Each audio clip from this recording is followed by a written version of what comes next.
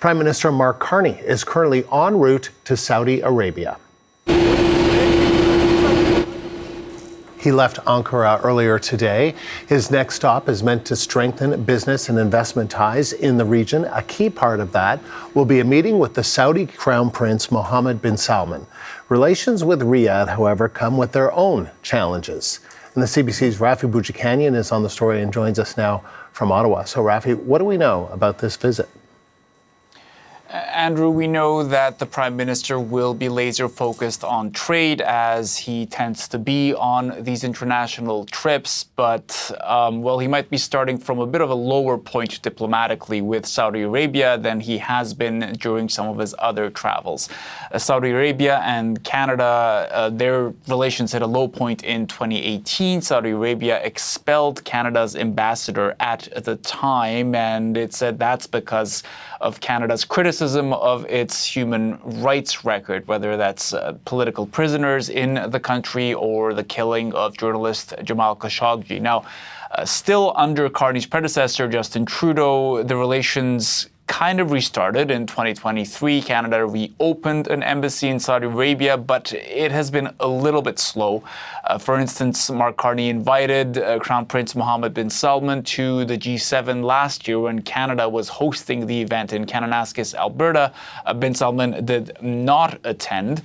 We heard Carney this morning when he was in Turkey concluding the NATO part of this trip. He mentioned Saudi Arabia in bringing it up when talking about the latest hostilities between Iran and the U.S., saying Iran violated that ceasefire and name-checking the country he's about to set foot in. Have a listen. Iran attacked multiple times. They would call targets, we would call infrastructure assets in Qatar and Saudi Arabia, and threatened shipping again. That's irresponsible. It's not right, and the United States has responded as appropriate to look to stop this behavior and put in place at least conditions to reestablish the ceasefire. So, as I said in French, it's evidently a fragile situation. We've also heard from Canada's former ambassador to Saudi Arabia, Dennis Horak, who says it's a good idea to try to restart this relationship.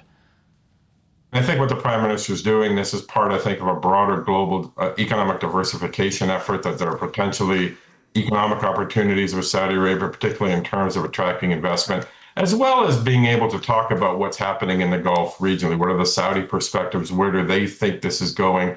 What sort of role they may or may not play going forward, their view on the Strait of Hormuz, all these things. So I think it's quite an opportune time for him to go. Of course, it's hard to predict exactly how things will go down during this visit, but we now do have a couple of examples of Carney going to countries with fraught human rights records or meeting with leaders of such countries. And what we've typically seen, Andrew, in those cases is the Prime Minister will play it pretty quiet going into the meetings or the visits, but then coming out of them when he's asked by journalists if he raised the questions over human rights, he will say, "We talked about it. I made it clear that Canada does not agree with what's going on, but that I would not let that get in the way of an economic relationship." So there is a bit of a playbook here, and that's perhaps what we will see coming out of Saudi Arabia. Rafi, thank you. That is the CBC's Rafi Boudjikanian live in Ottawa.